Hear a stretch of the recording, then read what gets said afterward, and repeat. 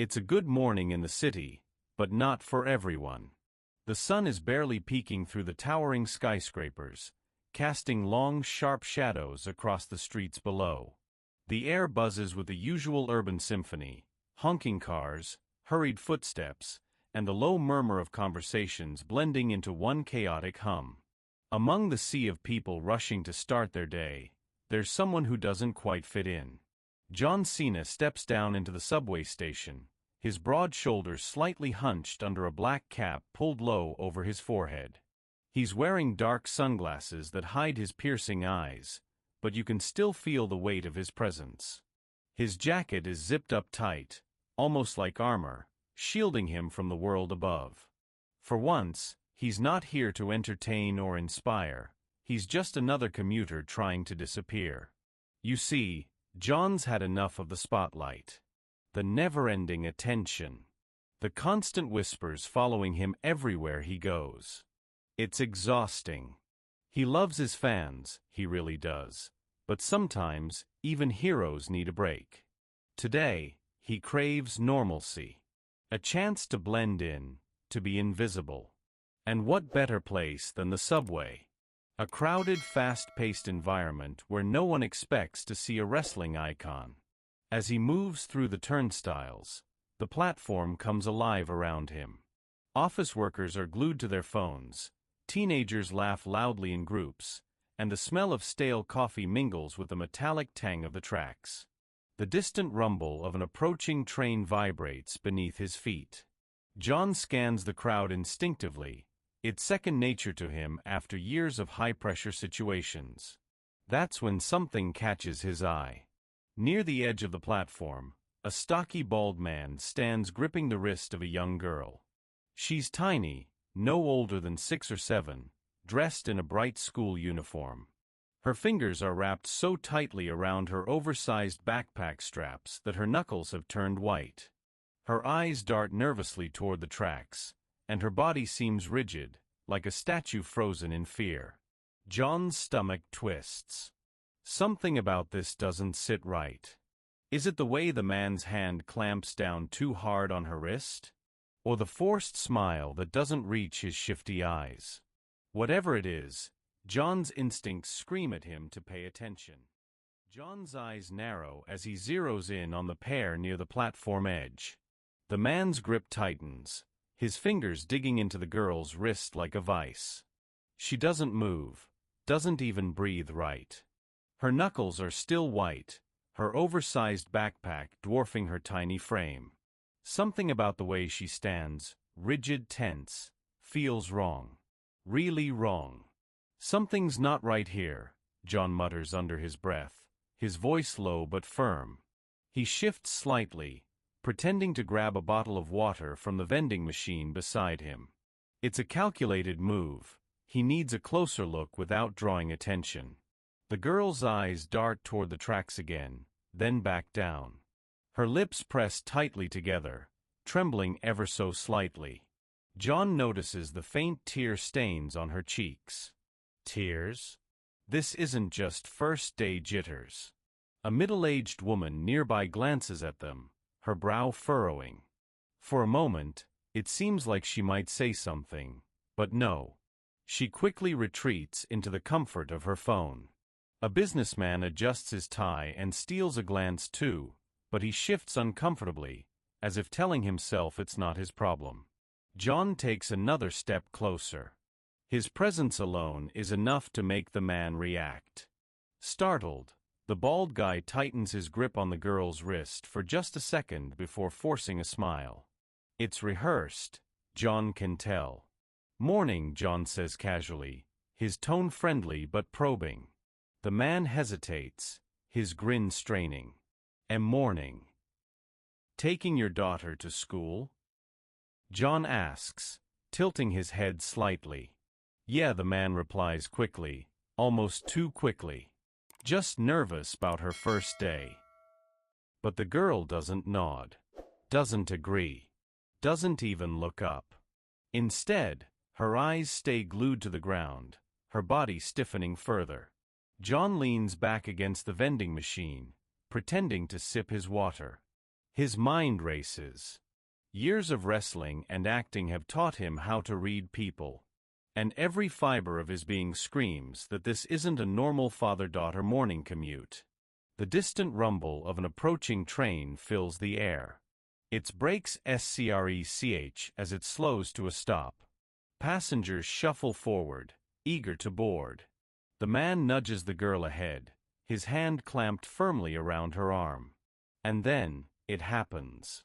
The little girl breaks free, darting toward John with desperation etched across her face.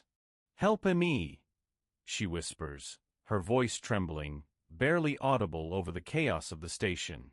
Before John can fully process what's happening, the man yanks her back, laughing nervously. "She's just nervous, you know how kids get." But John doesn't miss the way the girl flinches at his touch, or the way her eyes lock onto his for a split second, a silent plea for help.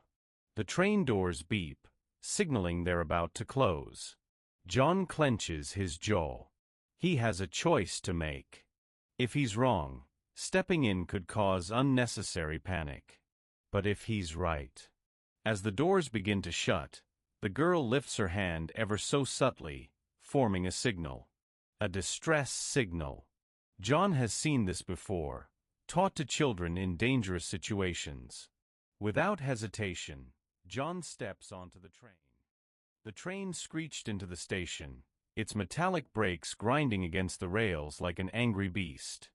Passengers jostled forward, eager to board or escape the crowded platform. John's eyes darted between the bald man and the little girl, his instincts screaming louder than the noise around him. "Something's not right here," John muttered again under his breath, his voice firm but controlled. He shifted slightly, pretending to adjust his jacket, his hand brushing against the cold metal railing beside him. The man's grip tightened on the girl's wrist, too tight, too possessive. And then, it happened. As the train doors slid open with a beep, the little girl broke free. She lunged toward John, her small hands clutching his arm with desperate strength. "Help me," she whispered, her voice trembling, barely audible over the chaos of the station. Before John could fully react, the man was upon them. He grabbed the girl by the shoulders, yanking her back with a forced laugh. "She's just nervous," he said, his smile strained, his fingers digging painfully into her arms. "First day at a new school, you know how kids get." But John didn't miss the way the girl flinched at his touch. Her eyes were wide, filled with fear, her body stiff as if bracing for impact. The train doors beeped again, signaling they were about to close. The man quickly pulled the girl toward the train, shoving her inside. John clenched his jaw. He had a choice to make. If this was just a nervous kid with her father, stepping in could cause unnecessary panic. But if he was right, if this was something far worse, then every second counted. His eyes locked onto the girl as she was dragged through the doors. And then, she did something that removed all doubt. Her small hand lifted ever so subtly, forming a silent but unmistakable distress signal. John had seen this before, a sign taught to children in dangerous situations. A plea for help. The train doors began to close. Without hesitation, John stepped forward, boarding the train. The train surged forward, its rhythmic clatter filling the silence between them. John sat a few rows behind the man and the girl, his imposing frame drawing fleeting glances from other passengers. Most returned to their distractions, phones, music, or staring blankly at advertisements, but John's focus was razor-sharp. The girl sat rigidly in her seat, pressed into the corner as far from the man as she could manage without making it obvious. Her small hands gripped the straps of her oversized backpack so tightly that her knuckles remained white. Every time she tried to inch away, the man's fingers tightened on her wrist, pulling her back with calculated force.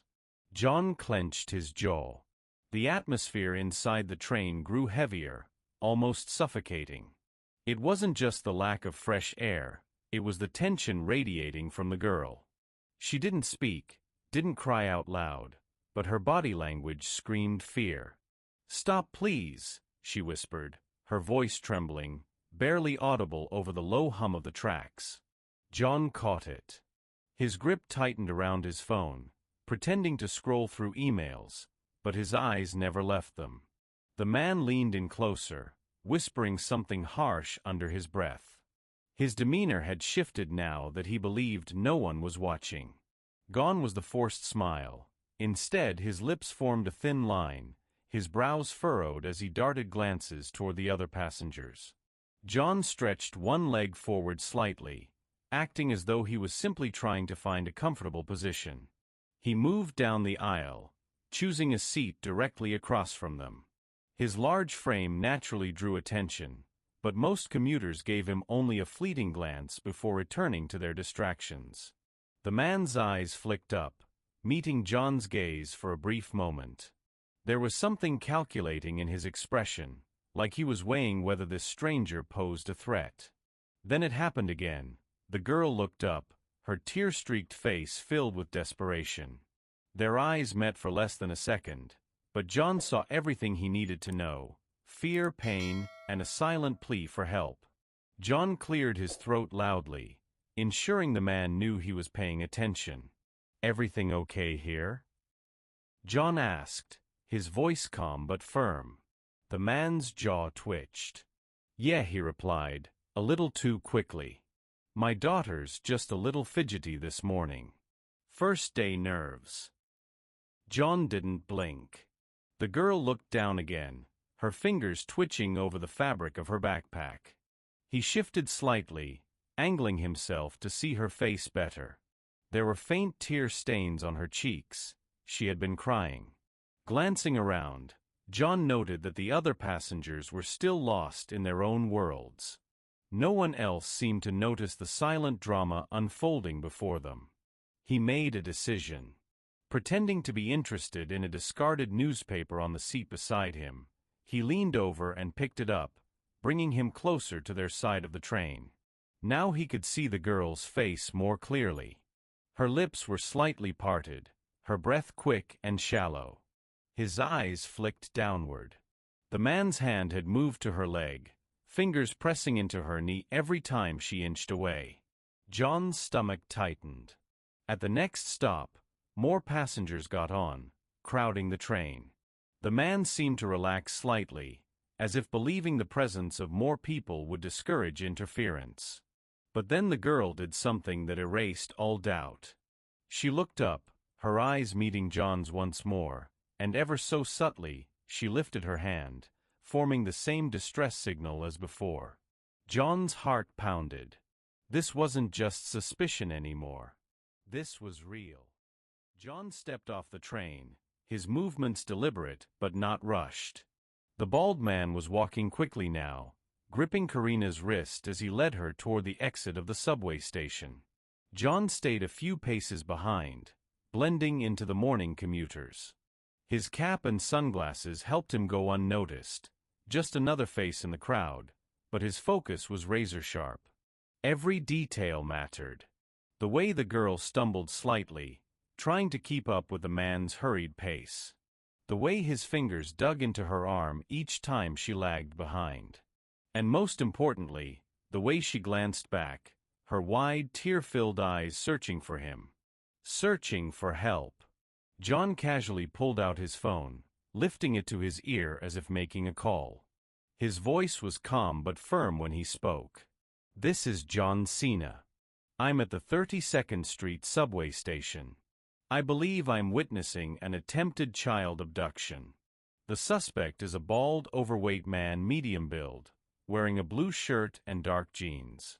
The child is a young girl, about 6 or 7 years old, blonde hair, wearing a school uniform. They're heading toward the exit now." The dispatcher on the other end responded immediately, her voice sharp and professional. "Understood. Officers are being dispatched to your location. Can you maintain visual contact?" John's eyes never left them. "I'm on it." The man was moving faster now, weaving through the crowd. His grip on Karina remained unrelenting. John followed, keeping a careful distance. He knew that if the man realized he was being watched, he might panic, and the last thing John wanted was for him to try and make a run for it with the girl. They climbed the stairs out of the subway, emerging onto the street. The city was fully awake now, taxis honking, people rushing past on their way to work, a group of tourists pausing to take photos of the towering skyscrapers above. The man hesitated for a brief moment, as if deciding which way to go, then took off toward a nearby intersection. John adjusted his pace, staying close enough to keep them in sight but far enough to avoid drawing attention. His phone buzzed softly against his ear. "Units are 2 minutes out," the dispatcher informed him. "Stay with them, but do not engage." John clenched his jaw. If the cops were only 2 minutes away, he could wait.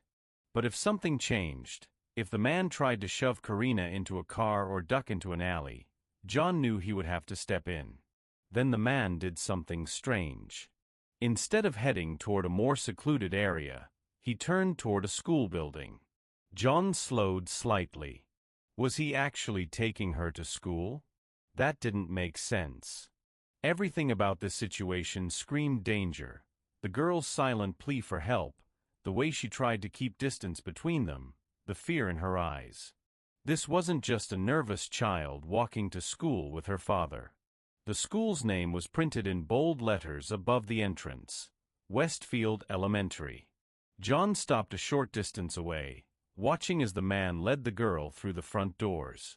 Something about it felt off. The school grounds were eerily quiet.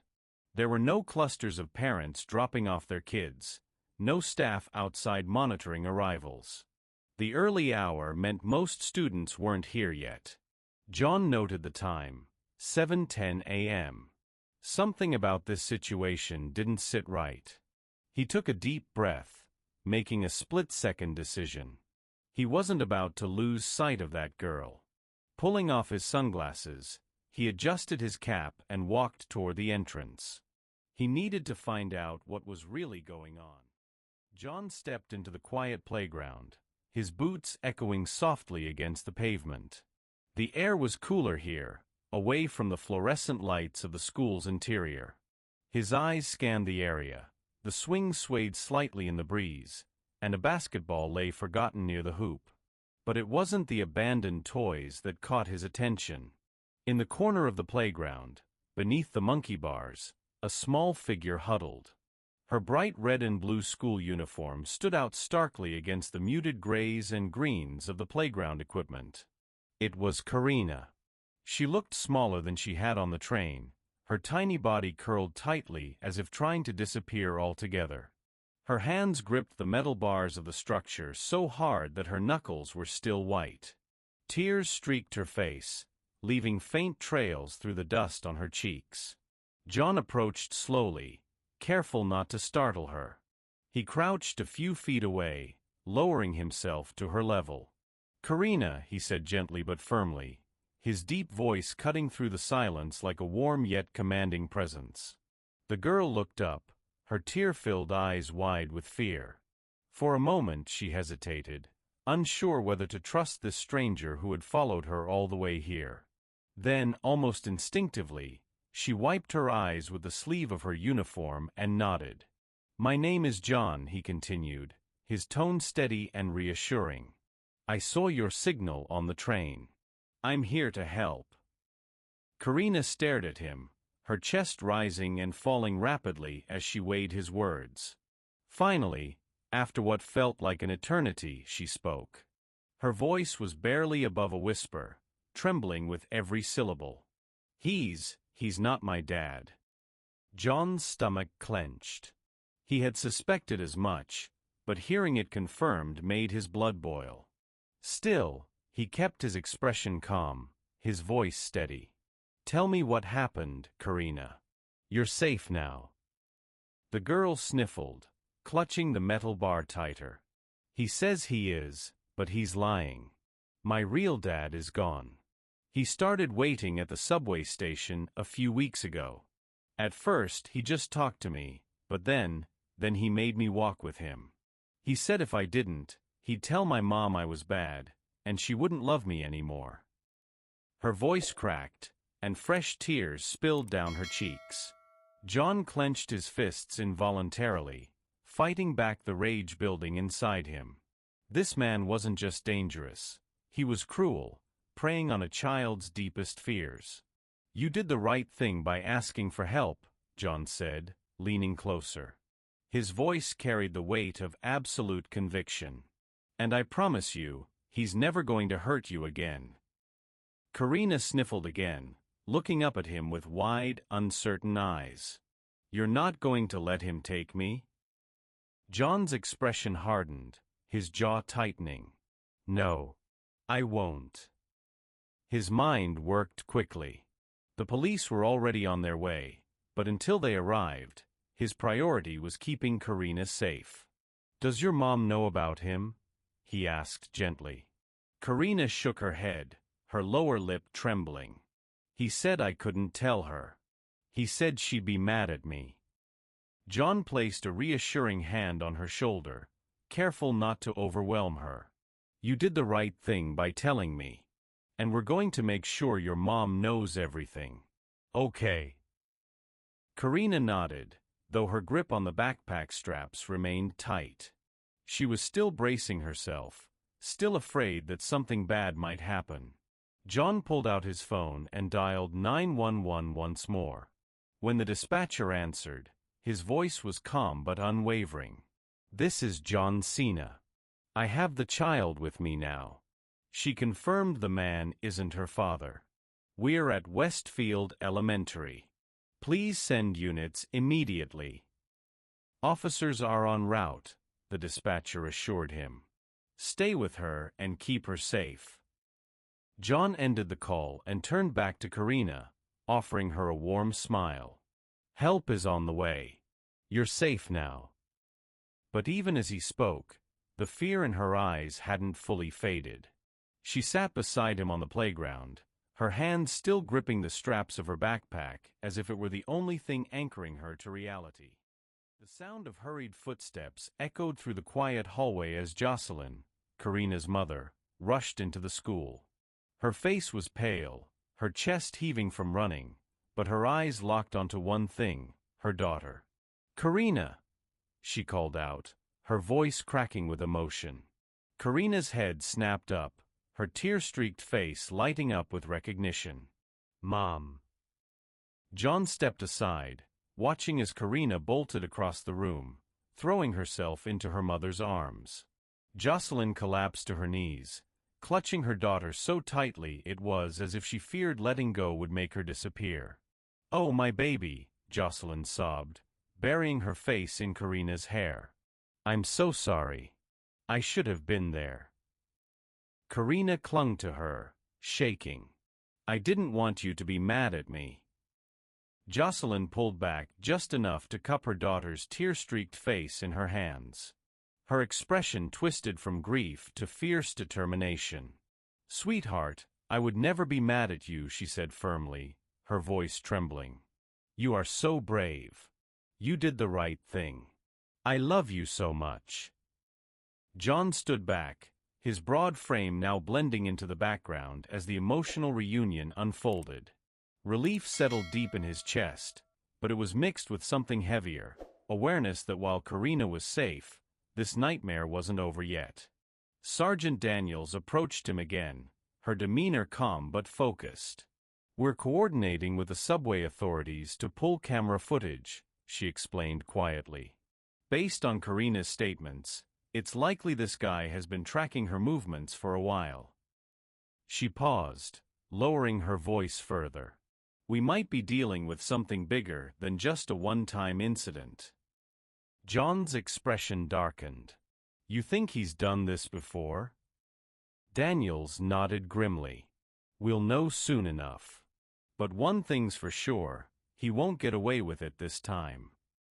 Another officer signaled to Daniels from across the room. She nodded before turning back to John. "We'll need you to come to the station for a formal statement." Your eyewitness account could be key in putting this guy away. John didn't hesitate. Whatever it takes. He glanced back at Karina one last time.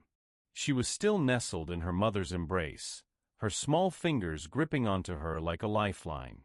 She looked up at him briefly, her wide eyes filled with gratitude. "Thank you," she whispered. John gave her a small smile. "Anytime, kiddo."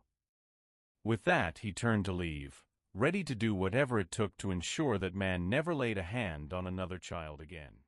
John didn't hesitate. The moment the man shoved the girl aside and bolted toward the exit, John's instincts kicked into overdrive. His powerful strides closed the gap between them in seconds, his boots pounding against the pavement like a freight train barreling down the tracks. "Stop!" John bellowed, his deep voice cutting through the chaos like a thunderclap. Commuters scrambled out of the way, some dropping their bags, others pressing themselves against the walls to avoid the collision course unfolding before them. The bald man pushed harder, shoving past a group of startled passengers. A businessman stumbled backward, his briefcase clattering to the ground. John was relentless. Years of wrestling had conditioned his body for moments like this, high-stakes chases where endurance mattered as much as strength. The man dashed up the stairs two at a time, sweat dripping down his neck, but John was right behind him, his breathing steady, his focus razor-sharp. They burst onto the street, the cool morning air hitting them like a slap. The man glanced over his shoulder, panic flashing in his eyes, and made a sharp turn into a narrow alleyway. John followed without missing a beat, his boots slamming against the cracked pavement. The alley was a dead end, cluttered with dumpsters and crates. The man skidded to a halt, his chest heaving, his eyes darting frantically for an escape route that didn't exist. "Nowhere left to run," John growled, stepping forward with the confidence of someone who knew the fight was already over. But the man wasn't done. With a desperate snarl, he lunged forward, swinging wildly. John sidestepped the first punch with ease, his reflexes honed from years in the ring. The second punch came faster, but John blocked it, grabbing the man's wrist and twisting it sharply. The suspect yelped in pain, but instead of giving up, he reached into his pocket and pulled out a switchblade. The blade flashed in the dim alley light as he lunged again, aiming for John's torso. John didn't flinch. At the last second, he sidestepped, catching the man's wrist in an iron grip. With a swift motion, he wrenched the knife away and threw it to the ground. The suspect stumbled momentarily, off balance. John didn't waste the opportunity. With precision born from years of training, he delivered a devastating shoulder block, sending the man crashing into a stack of crates.